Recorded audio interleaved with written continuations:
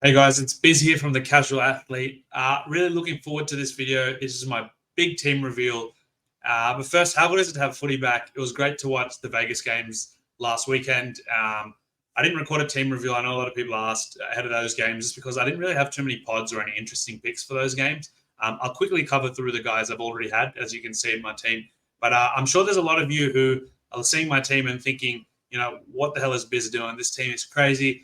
Look, I would refer back to my team strategy video called Guns and Cash Cows that we released last week.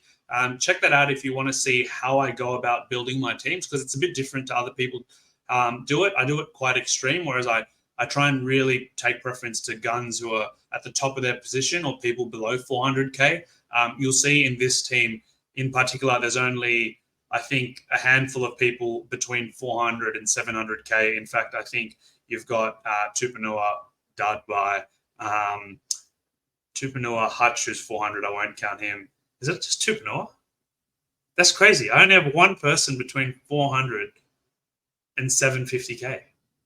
I've outdone myself. That's a really good Guns and Cows team. I don't know how well it'll go, but I'll talk through them in detail and my logic as to why. And I know there's a couple of glaring omissions. Like you'll see, I don't have Ryan Papenhuyzen. Look, I'll start in order and I'll go through them. But look, let's start with a recap of my performance from last week. I went gun heavy. I captained Haas and vice-captain Murray. The reason I captained Haas and Murray was that I wanted the flexibility to trade out Hines and Cleary if I needed to this week, if they were injured, especially Hines was carrying a quad injury. By the way, before I keep going, let me know if there's any issues with my audio, because I've had some listeners tell me that the audio doesn't work so well. I've repositioned the mic, but if there's still problems, let me know in the comments. Anyway, back to what I was saying. So, yeah, I didn't want Hines or Cleary locked in case anything happened to Cleary or Hines was ruled out due to his quad injury, where he was actually rubbed out at the last trial for them. And he was still kind of touch and go. He said he needs to get to the captain run to play.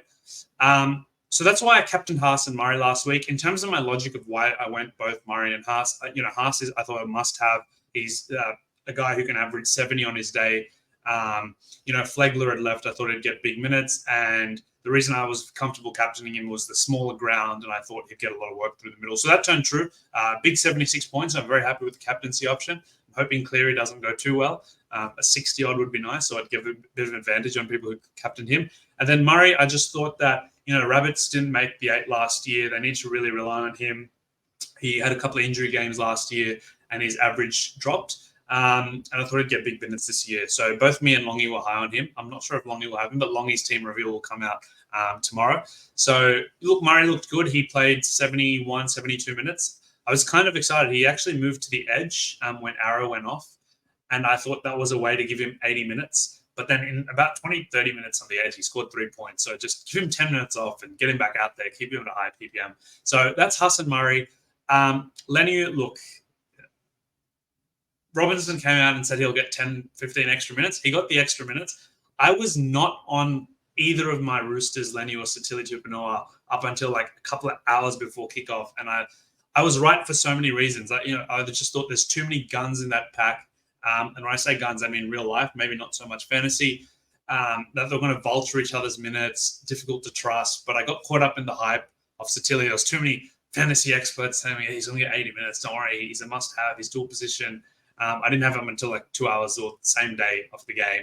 And same with Leniu. I was just like, okay, what's the risk? If they dud it up, I can trade them out. They're not that expensive. So, yeah, look, not the greatest from those two, just given that, Leniu got the minutes. But if you actually look at his PPM, when he plays longer minutes, it slips. And unlike a lot of people, Leniu actually just relies on tackles and meter. He's not a huge offloader of the ball. And he's not the biggest tackle buster because he doesn't really have that fend and circle around and crab run. He just runs straight and hard at you. And he bends the line, but he doesn't necessarily break tackles. So he's, he's likely going to get a suspended. I'm not going to weigh in on that. But other than the fact that racism is not okay in sport or in any fashion. But you look, he sounds like he might cop a ban. I'm probably going to trade him out anyway because I think there's better options there.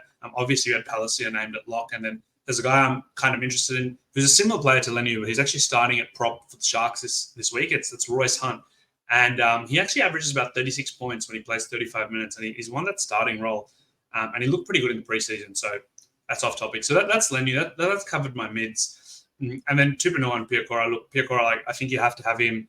50% of coaches have him. If you didn't have him, you probably weren't that serious, or like it would be, you really need things to go your way for you to be in the top rank. So I'm not worried at all about his 0. Look, these things happen. I never wish injury on anyone, but if there's anyone from a fantasy perspective, an early HIA doesn't really impact, it would be Piakora, just because so many people have him. And then with Sitili Tupanoa, look, injury where he kind of hobbled off at the start of the second half, promising that he played the full first half, but there's also a chance that, Wong kind of went off first after 20-odd minutes. There's a chance that Butcher plays out the game and Sitili comes off for Wong at the 60-minute mark. So it's actually hard to see. So I think if everything goes to plan this week, I'll be trading out Leniu and Sitili just to rebalance my team a bit. But who knows? This could all go bust. So that's my second row. Now, I'll start from top to finish in terms of hooker to fullback in more detail. So hookers. I don't love hookers this year. And I think the only 2 real options this year were Grant and Cook. And I didn't get Cook. He had a pretty good start, 60 points. He started real hot. He looked really good. He was running the ball.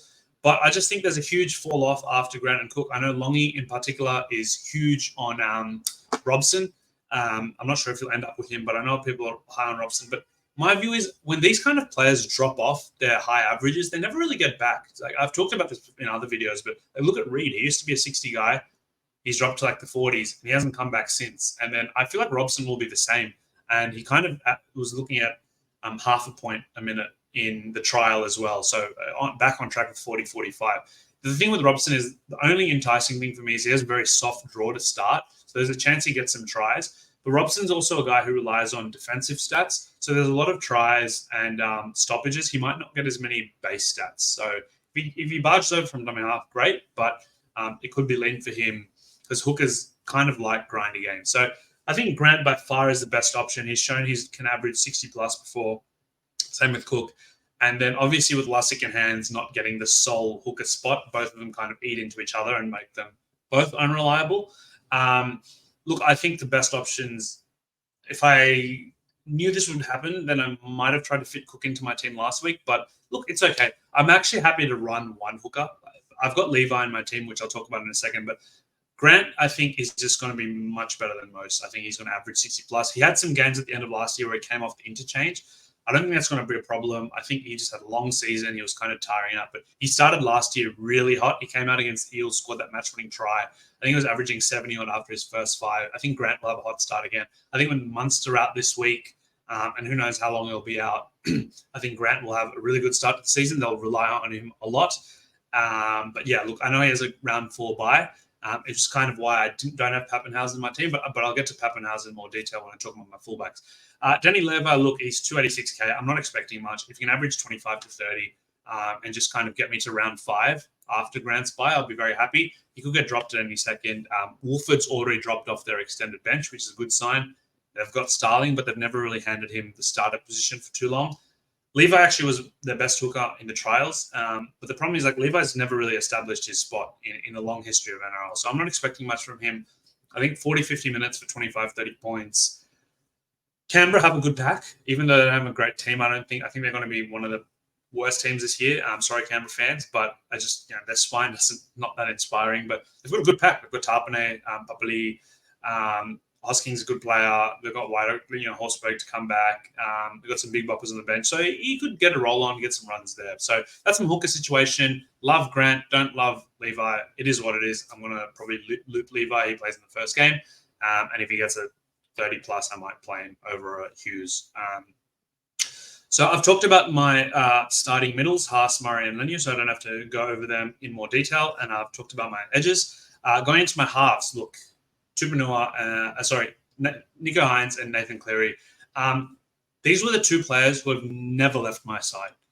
I am adamant that both of them are absolute must-haves. I just had this argument with my main fantasy chat where I'm one of the few people with both, and they were like, "Oh, don't do this to me, Beers. I can't keep tinkering with my team." I am off the camp that if Nathan Cleary is a must-have to you, then Nico Hines is just as much as a must-have because they're pretty much the same player. They're going to average 70 plus. They can go 100 plus on any given week. Yes, Hines has Trindle. But Hines with Trindle still averaged 70. He's priced at 73. So even if he scores you 70, I'll take that. Even if he gives me 68, like 5 points less than what I'd price it, I'm getting him for max score potential, right? I don't care about value. Like I'm going to have him the whole year unless he's injured. Like, so it doesn't matter if he fluctuates. I think he averaged 70 with Trindle, and that's when the Sharks were going through a form slump, and Hines a bit of a form slump at the end of last year. So they go back to how they were playing before that. I think Hines is upside. He's got a very soft draw the first 5 weeks, and it would not surprise me the slightest if Hines comes out and averages 80 over the first 5 weeks, and he's by far and away the best player. I would captain Hines over Cleary the first few weeks. And we've also seen that Hines is a hot starter. Like last year when he came back from injury, he came out and scored 98 in 70 minutes against the Dragons in a wet weather game. Cleary started with like a 60-odd. He got a 60 in the World Club Challenge. He's got a tough game against the Storm to start, who are known beasts in round 1. So, I don't think Cleary is going to... Look, he might still score 100. It's Cleary, but I think I wouldn't be surprised if it's a slow start. So, like I said, if you think Cleary is a must-have and then Hines is just as good, then why isn't he a must-have? And there's no way I'm leaving 2 guys who can just pop off 100 after 100 after 100. Have not left my side. I will probably captain Hines next week. And look, to each their own. I think, you have to have them. You might disagree. They're $1 million, right? So they're not going to go up to 1.1 million. They could fall if they get, HIA or they cop a send-off like Cleary against the Eels back in, last year or the year before. So bit of risk with it, but look, I'm just hoping they come out hot and it works for me. Centers, look, not much to talk about. Ben Trebojevic, like everyone has him, great start. Hopefully he keeps Schuster on the bench. Not sure if that'll happen. There's a chance that with Saab getting injured, Burbo plays center and they push Garrick back to the wing, but they could also get our Lord and Savior, Tommy Talau, back into the team at wing. And you know what? I might actually get him. I might cash Lenu out to Tommy Talau. Look, Turbo looks sharp. All Talau has to do is catch balls from Turbo and put the ball down and score 25 points. So, look, he could be a cash-out option. There's Burbo. Ethan Strange, I think that's an easy one. He's won the 6th spot. I don't expect a lot from him. If he gives me 20, 25, I'll be happy. Like 20 is kind of my cutoff where I'm like, okay, 20 from a center, base price. What can you do? Good enough. 15 I'll live with. But anything 25 plus is like, okay, getting some value out of this guy. Good stuff. So Ethan Strange, make 20 tackle, please. I don't care about attacking stats. 20 and you're good. My center cover is not great. It's Cottridge. I'll get to my bench in a sec. Fullbacks. This is now, I think a lot of you guys are thinking, where the hell is Ryan Papenhuyzen? Biz, you've hyped him up. Everyone's hyped him up. One of the highest ownerships in the league. You don't have him. Well, I'll talk to my fullbacks and then I'll talk to you about why I don't have Papenhuyzen. Kalen Ponga, best fullback, soft draw to start. I think the thing with Ponga is a lot of people thinking that we're buying him off the elevated year where he played insane, Dalian, etc. If you actually look at his average at fullback over his career, it's like 55 and he's priced at 55. So he's just a really good player at fullback. He scores in a lot of categories. He didn't actually goal kick for all of last year, where he's going into the season as a goal kicker this year. Knights should be good. Look, just like the Eels, whenever you think the Knights are going to be good, they disappoint. So I know Rob won't like me saying that, but look, who knows about the Knights. And look, against the Raiders this week, especially with the team, like if Ponga's running it, Albert Hopwade, Strange actually defended pretty well against Lukey last week, but he could start with 100. I'm hoping he does. But yeah, let's see. I think Ponga, once I got him into my side, I couldn't let him go. To a picky, I'm sorry if I said that wrong. Look, Chan's nickel clock start is expected to be out till round 4. And Andrew Webster came out today saying that it's not going to be, like, he doubts it'll be any earlier than that. So you get 3 games out to a biggie. I know that's an awkward time, but this is not really a moneymaker for me. I don't want 100K. I just want decent scores for a cheap price for 3-4 weeks while I sort out the rest of my team, and I can build up cash. And, for example, I can turn Lenu and Satili Tupouniua into a Kiraz or a Taylor May or a Turbo if I get the funds next week, right? So I just need someone to do me decently for the first few weeks. I think he's in a great team. He scored 27 points and a half in the trial versus the Dolphins. He's a hard yakka guy. He runs the ball a lot. He's not as silky passing-wise as CNK, but look, he's got a 45, 50 in him. He averaged 45 in reserves. And dude, the Warriors are crazy hot right now. It's going to be a packed house against the Sharks. Sharks are a bit defensively suspect last year. And the prodigal son RTS, Roger Tavasek, is returning. I'm sure there'll be so much energy at the Warriors home game to start the year. So I think Tuapiki will be pretty solid. I'm hoping I'm going to 40, 45 average out of him for 3 rounds, make 50, 60K, and then I'll move him on. And then, if he does better than that, maybe he can fluke a 60 or a 70 with a try, and then I'll just sort him out after he has his 3 games. But 3 games is a lot of time in fantasy. It doesn't sound like a lot, but 3 weeks, a lot happens. Like Chevy Stewart might be available in 3-4 weeks because Rapana gets moved out, and then it's an easy cash out. And then Keeney, look, he's got a bye round too. So I think I do need to get a fullback next week because I'm not too sure about Kotric even staying in the team. I think once Seb Chris comes back, he's either coming in for Albert Hopewade in a direct center swap, or Hopewade goes to the wing and they push either Kotric or Savage out. So that means I don't have a fullback for next week because Keeney will have a bye. But look, I think Keeney averages like 50-odd in the reserves. He's got a very easy draw. He starts with the Dragon. He's got like the Tigers, the Cowboys. And Jaden Campbell is round 4 to 6. Now, if he's round 4, you'll get 3 games out of Keeney, but he's priced at 277. So if he gets a couple of 40s, if he flukes a couple of tries against an easy opposition, he could get 50, and then he could make a lot of money. And then if Jaden Campbell comes back round 6, and it doesn't go as planned, then he can make you 100K plus. But again, it's just, I think fullback is a tricky position this year. I don't love everyone. The guys I do love all got locked out last week. So if I wanted them, I would have loved to have Turbo, Teddy, or Trell. I don't love Isako, Drinkwater, these guys. I think it's, and I really like Taylor May, but I don't want him on the bye with Cleary early on. So that's coming to why I don't have Papenhuyzen. So why don't I have Ryan Papenhuyzen? Look, I love Ryan Papenhuyzen. Don't get me wrong. Do not question the player of real-life talent one bit. But this is why I'm off Papenhuyzen. I've had him in my team all off-season except today. This is why. Round 1, he has the Panthers, no Munster. He's not kicking goals, so he doesn't have the base stat goal kicking to rely on. I think it's going to be a grindy game. It's going to be like 18-12, 18-16. I'm not expecting Pap to come out and blast the Panthers to shreds. Like even in the second trial, he's not as aggressive with the ball as he used to be. And like totally understandable, right? He's had 2 terrible injuries back to back, so he's not going to be as aggressive with the ball. So he's got the Panthers week 1. So I don't think he's going to do particularly well. I think last year the Panthers' first week they had Tristan Saylor at the back for Broncos. That Reece Walsh wasn't available. And he scored 15 points. So if Pap gets sub 30, doesn't surprise me. Week 2, he's got the Warriors, who are also a beast team, who I think could be top 2 this year. So it doesn't get any easier. I still don't know if Munster comes back. So Pap might not give you the 45-50 that you want from him at this 495K price. Round 3, he's got the Knights, I believe. That, I think, is going to start easing his way. That's when he's going to start ramping up. Okay, that's like, we should see Pap. I think Storm will get into the groove. The 2 hard games will be out of the way. Pap's going to be right. Maybe he'll get goals back. I don't know. But then he's got the round 4 bye. So you're only really banking on 1 good score from him in the first 4 weeks. And I've already got Harry Grant. So I'm going to have Grant, Pap, and Mr. Jackie Chan over there, Joe Chan, on the bye round 4. So in my head, I'm thinking I've got Keeney and Tuapiki who are going to play 3-4 weeks. It just makes natural sense to ride them out. And then hopefully Pap hasn't actually moved up too much and get him round 5. Now, on the flip side, if Pap comes out against Panthers, look, the chance of him scoring 70 plus against Panthers is like very low. If that happens, like it's on me. Whatever. I made that choice. I'm making that choice. I just don't think Pap's going to go 50 plus. So I don't think Pap's price is going to move that much over the first few weeks. But if he comes out and blasts the Panthers out of the water, like I can move someone like Satili Tupanua for him. You can see I've got 80K in the bank. Satili did Pap. I can do that next week. No worries. But most likely plan is I'm going to sit on Pap till round 5. That's when he should be fully ramped up and ready to go.